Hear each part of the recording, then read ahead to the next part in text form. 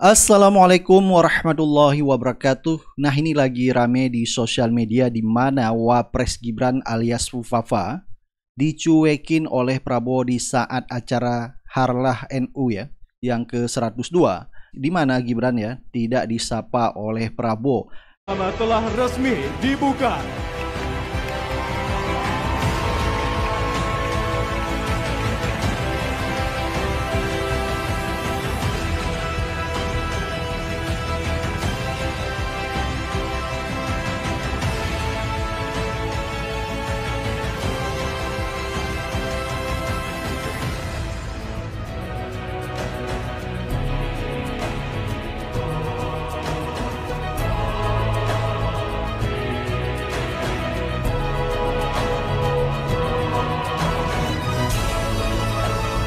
Kami ucapkan terima kasih. Selanjutnya yang terhormat Presiden Republik Indonesia berkenan untuk kembali ke tempat. Diikuti segenap pengurus besar Nahdlatul Ulama. Dan ternyata bukan hanya itu saja, Wapres Gibran alias Fufafa juga disorakin oleh tamu yang hadir di situ ya. Sampai ketua NU yaitu Gus Yahya sempat berhenti pidatonya. Artinya kita bisa melihat sekarang bahwa marwah seorang wakil presiden tidak diperhitungkan lagi ya. Kami menghormati Wakil Presiden Republik Indonesia Bapak Gibran Rakabuming Raka.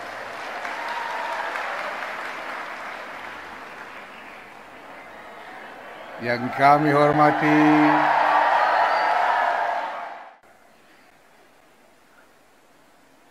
Amma ba'd. Yang kami hormati Presiden Republik Indonesia Bapak Prabowo Subianto.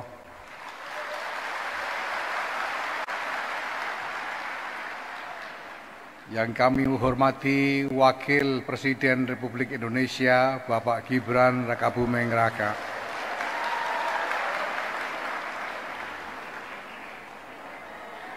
Yang kami hormati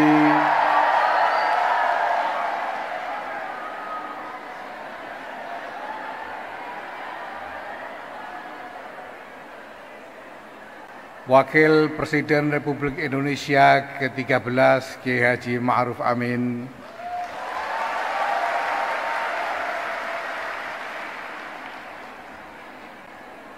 Yang mulia Rais Am Pengurus Besar Nahdlatul Ulama Kiai Haji Miftahul Akhyar. Karena masyarakat sekarang tahu ya, kompetensi seorang Wapres Gibran alias Fufafa ini hanya bisa melakukan politik pencitraan, bagi-bagi susu, bagi-bagi buku. Itu saja yang sering kita lihat di tengah-tengah masyarakat. Sehingga masyarakat maupun tokoh-tokoh NU ya meremehkan seorang Wapres Fufafa alias Gibran ini. Dan bukan hanya itu saja ya, di saat kemarin terjadi kisruh gas LPG 3 kilo, yaitu Wapres Gibran melakukan sidak ke agen gas LPG 3 kilo, malah dicuekin oleh warga. Jadi nggak ada yang peduli sama Gibran sendiri. Dan ini benar-benar cukup memalukan ya. Bukan hanya di kalangan Nahdlatul Ulama saja disorakin, dipermalukan, tetapi ya di kalangan masyarakat biasa juga Gibran tidak diperhitungkan dan malah dicuekin. Mungkin masyarakat sudah tahu bahwa politik Gibran hanya bisa melakukan politik pencitraan saja.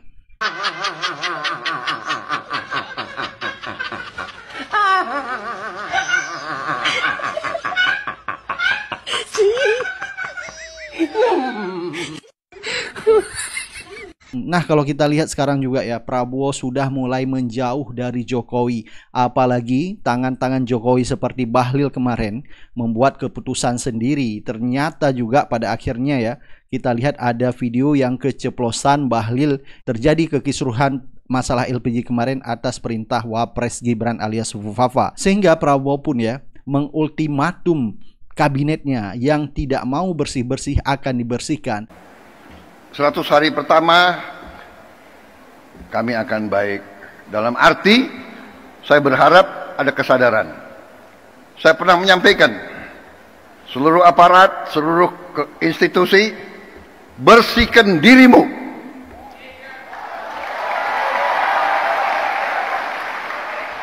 Sebelum kau dibersihkan.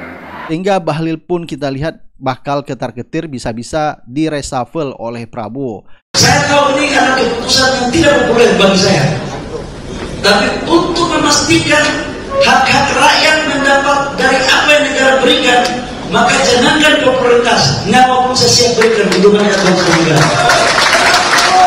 Dan ini menjadi tanda-tanda baik jika Prabowo melakukan hal ini, yaitu membuang menteri-menterinya Jokowi. Sehingga Prabowo pun ya banyak mendapat perhatian masyarakat bahwa benar-benar ingin membuat pemerintah yang bersih. Jadi bukan hanya omon-omon. Bung Rocky, saya pikir ini kabar bagus dari pemerintahan Prabowo ya. Pemerintah itu akan memberikan amnesti alias membebaskan para tahanan yang dijerat dengan undang-undang ITE. Ini karena mereka yang menghina pejabat negara. Ini artinya ke depan kendati undang-undang ITE belum direvisi, ada kebijakan bahwa mereka yang kritis itu tidak akan dipenjarakan. Posisi Presiden Prabowo dalam soal hak asasi manusia diperlihatkan dalam berita itu atau pernyataan itu bahwa tidak akan ada kriminalisasi pada para penghina atau calon penghina pejabat negara tuh. Dan itu ditegaskan lagi oleh Pak Natalius Pigai, Menteri Hak Asasi Manusia. Ini berita yang betul-betul jadi alat pembatas juga antara rejim sebelumnya dan rejim hari ini, antara pemerintahan Presiden Jokowi dan Presiden Prabowo. Di era Pak Jokowi begitu banyak undang-undang ITE itu dijadikan alasan untuk membungkam oposisi, membungkam critical thinking, critical political point of view. Jadi kelihatannya memang kita boleh menduga dengan maksud baik bahwa ada upaya dari pemerintahan hari ini Prabowo untuk mengedepankan atau memuliakan pikiran-pikiran kritis itu. Ini berita yang harusnya jadi semacam paradigma baru di dalam politik Indonesia tuh. Jadi kendati Prabowo berupaya untuk memastikan bahwa anggaran itu harus dihemat, tetapi di dalam upaya untuk memperluas wilayah aktivitas demokrasi, maka beruntung bahwa Menteri Natalius Pigai meng-highlight itu sebagai bukan sekedar diumpankan pada publik untuk paham bahwa tidak akan ada lagi tahanan politik, tapi sekaligus untuk memperlihatkan bahwa ada paradigma baru di dalam kementerian, yaitu penghargaan terhadap human rights dan hak asasi manusia itu yang paling dasar adalah hak untuk mengucapkan, mengekspresikan pikiran itu. Kan itu dasarnya. Nah, kritik adalah ekspresi paling jujur dari warga negara terhadap kekuasaan. Jadi bukan apa bentuk kritiknya, tetapi niat untuk mengkritik itu sendiri sudah merupakan jaminan bahwa demokrasi akan berlanjut. Jadi kita pegang ucapan dari Menteri Natalius Pigai bahwa tidak akan ada pembungkaman terhadap atau apalagi pemenjaraan terhadap para kritikus pemerintah. Jadi poin dari Menteri HAM ini jadi pedoman bagi masyarakat sipil, kampus, aktivis demokrasi untuk terus mengucapkan kritik pada pemerintah. Itu bukti yang secara otentik bisa kita pegang untuk memulai kembali menghidupkan percakapan politik yang selama pemerintahan Presiden Jokowi itu seolah-olah tertutup atau terbungkam itu. Dan kan kita tahu beberapa situs itu sengaja dirusak, beberapa sosmed dari tokoh-tokoh kritis itu sengaja diobrak-abrik tuh. Dan itu yang kita rasakan sebagai pengendalian yang secara diam-diam dilakukan oleh Presiden Jokowi untuk menghalangi oposisi itu. Jadi kita ucapkan selamat datang demokrasi dan pastikan bahwa memang demokrasi intinya adalah ucapan kritik, bukan puja-puji itu. Tapi saya pikir ya Bung Rocky, statement dari Menteri HAM itu harus diikuti oleh revisi terhadap berbagai undang-undang dan aturan yang selama ini bisa digunakan untuk mengendalikan publik opini. Ini kalau tidak direvisi atau tidak segera dihapus, kan ini secara legal masih bisa disalahgunakan oleh aparat di bawah. Ya tentu, official public statement Presiden itu pernyataan resmi yang diuraikan oleh Presiden soal jaminan menjamin bahwa hak kritik itu adalah bagian dari atau bagian paling utama dari hak asasi manusia, itu menimbulkan konsekuensi, yaitu harus direview semua aturan atau semua regulasi undang-undang apa aja yang dibuat di era Pak Jokowi yang membatalkan keinginan atau menghalangi keinginan para kritisi untuk mengucapkan dengan cara yang sangat tajam kritik pada kekuasaan. Jadi LBH, BEM, masyarakat sipil, organisasi, ormas segala macam itu harus memungkinkan atau harus dimungkinkan untuk mengucapkan, paling tidak bukan dihalangi tetapi memberi kesempatan pada mereka sebagai bagian dari civic bargain, yaitu kesempatan seluas-luasnya untuk mengekspresikan pikirannya. Kan itu intinya tuh. Jadi undang-undang ITE atau segala macam aturan itu harus sudah mulai di review supaya pernyataan Presiden Prabowo itu langsung inline dengan kebijakan yang sebetulnya dari atas ke bawah itu diberlakukan tuh. Jangan sampai sekedar ucapan Pak Prabowo karena undang-undangnya masih ada, lalu aparat di bawah itu suka-sukanya untuk menginti rapat BEM, menteror keluarga para kritisi pemerintah. Kan itu yang nggak boleh terjadi. Jadi jaminan politik sudah diberikan oleh Presiden Prabowo, diterangkan dengan sangat lugas oleh Pak Nagarus Pigau, oleh Menteri HAM, maka mesti aparat berikutnya juga melakukan hal yang sama itu. Dan kemungkinan untuk mengubah undang-undang, bukan sekedar kemungkinan, kepastian untuk mengubah undang-undang yang termasuk di dalamnya KUHP, yang di dalamnya masih ada sinyal pengendalian opini atau kritik rakyat, itu harus dibatalkan. Jadi review semua aturan yang menghalangi ekspresi bebas dari manusia Indonesia terhadap praktek kekuasaan. Saya kira itu dalil yang dipastikan oleh Pak Prabowo dan dikuatkan langsung oleh Menteri Hak Asasi Manusia. Statement Menteri 3 ini kan bisa kita jadikan semacam pegangan paradigma pemerintahan Prabowo yang menjunjung tinggi HAM. Dan itu sebenarnya kalau kita bicara soal HAM kan tidak hanya berupa kebebasan dalam menyatakan pendapat atau menyampaikan kritik. Ini harus menjadi dasar semua kebijakan, termasuk masalah lingkungan hidup, deforestasi, dan lain-lain. Dan saya kira ini ya bukan hanya urusan Kementerian HAM. Kalau saya lanjutkan logikanya, itu berarti hak asasi manusia akan jadi paradigma utama di dalam menuntun kebijakan-kebijakan Presiden Prabowo. Dia jadi paradigma, artinya semua kementerian harus berinduk pada prinsip perlindungan hak asasi manusia. Hak untuk memperoleh gizi dengan cara mensuplai nutrisi pada ibu-ibu yang sedang hamil, itu adalah hak paling dasar untuk menghasilkan manusia yang taraf peradabannya itu tidak terhalang oleh kesulitan akses memperoleh basic needs itu. Demikian juga dalam pendidikan tuh, yang diunggulkan juga oleh Presiden Prabowo. Demikian juga di dalam soal-soal yang menyangkut relasi politik luar negeri. Kan kita, Indonesia, harus jadi eksportir human rights ideas, itu dasarnya tuh. Kita tahu bahwa dunia hari ini dikendalikan secara hegemonik oleh Presiden Presiden Donald Trump, yang pada akhirnya mengabaikan soal hak asasi manusia tuh. Pidato Presiden Donald Trump itu dia mulai dengan membatasi Amerika dari imigran. Jadi dia mulai menimbulkan sensasi rasisme itu. Dia keluar dari rejim HAM, keluar dari lembaga-lembaga HAM nasional, internasional. Dia keluar dari kesepakatan climate change. Jadi terlihat bahwa Donald Trump betul-betul mengabaikan akhirnya semua aspek yang berhubungan dengan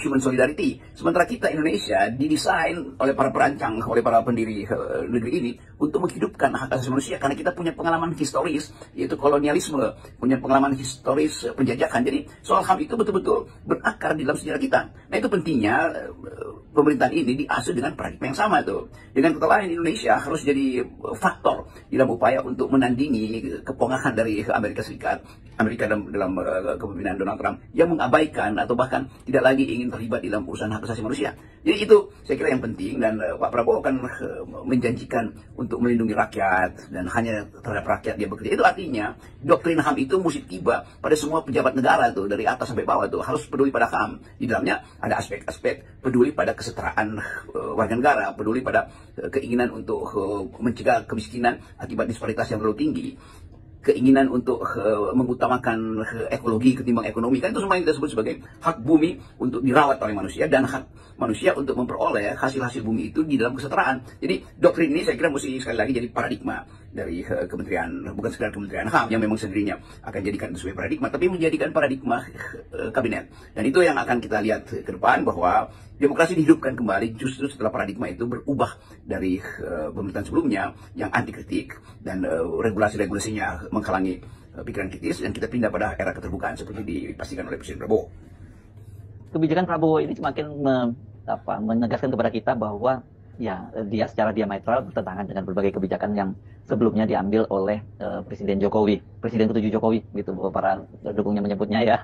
Dan dari geopolitik global ini juga bertentangan dengan langkah-langkah atau kebijakan yang diambil oleh pemerintahan Trump yang mengabaikan berbagai persoalan HAM atas nama kepentingan nasional Amerika Serikat. Sementara di Indonesia sendiri kan juga ini kalau kaitannya dengan hubungannya dengan Amerika Serikat ya, ini kan ada tanda-tanda perekonomian memburuk dan kebutuhan investasi termasuk dari Amerika Serikat itu sangat diharapkan. Ini menarik ini, Bung Rocky, kita melihat dinamikanya ini antara soal bagaimana menjunjung tinggi kebebasan, penghormatan terhadap HAM, dan kemudian juga pertumbuhan ekonomi.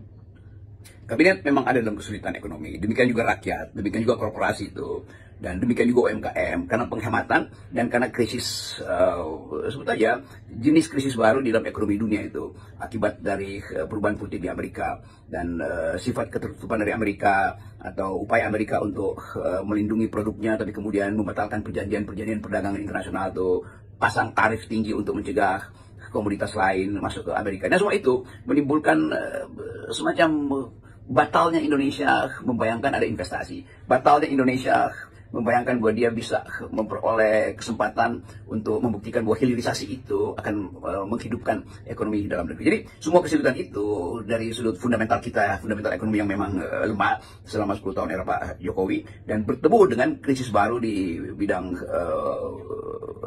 supply energi dan harga komoditas dunia. Jadi dalam kesulitan itu, jangan sampai kesulitan itu kemudian juga berakibat pada pembungkaman mereka yang kritis terhadap kekuasaan. Nah, kita ingin pastikan bahwa dalam keadaan kesulitan ekonomi pasti akan banyak social unrest, bahkan banyak demo. Nah, mestinya dari awal kita tahu bahwa demo itu dimaksudkan untuk teguran pada mereka yang gagal memberi hak pada publik menikmati kemakmuran, pada mereka yang menyebabkan disparitas Gini rasio kita memburuk, persepsi korupsi kita juga memburuk. Jadi semua hal yang ada di masa lalu di era Pak Jokowi justru dibalikkan dengan kepastian bahwa keadaan memburuk tetapi pikiran kritis tidak boleh dihalangi. Jadi justru dengan pikiran kritis itu terbuka percakapan baru untuk menghidupkan keyakinan bahwa Indonesia bisa ditumbuhkan ulang berdasarkan kemasukakalan kebijakan. Jadi bukan kebijakan yang dibuat hanya demi ambisi itu. IKN dalam hari-hari ini menjadi contoh bagaimana IKN itu akhirnya dibatalkan oleh Presiden Prabowo. Walaupun problemnya apakah dibatalkan atau dikurangi atau masih diblok, tetapi intinya tidak akan ada semacam selebrasi baru di IKN. Jadi itu penanda baru bahwa Indonesia memang tidak ada dalam keadaan krisis. Nah, dalam keadaan krisis akan banyak protes pada pemerintah. Walaupun kita tahu krisis ini adalah beban atau dilanjutkan dari krisisnya era Presiden Jokowi. Nah, karena itu masuk akal kalau sekarang kita lihat bertebaran poster-poster atau tuntutan untuk Jokowi diadili. Secara fisik kita lihat atau diedarkan di media massa. Jadi permintaan Jokowi diadili itu jangan menimbulkan semacam ketegangan baru seolah-olah Jokowi itu dilindungi oleh Prabowo. Kan Pak Prabowo sendiri mengatakan silahkan memberi kritik, termasuk kritik terhadap kebijakan yang memang sudah lalu tetapi impactnya masih ada sampai sekarang. Jadi efek dari pemerintahan Presiden Jokowi itu menyebabkan kita hari ini kekurangan kemampuan untuk mengucapkan kritik, kekurangan kemampuan untuk berharap bahwa ada kemakmuran di depan. Nah, semua itu yang dituntut oleh poster-poster yang sekarang berada di seluruh Indonesia itu adili Jokowi. Salam akal sehat.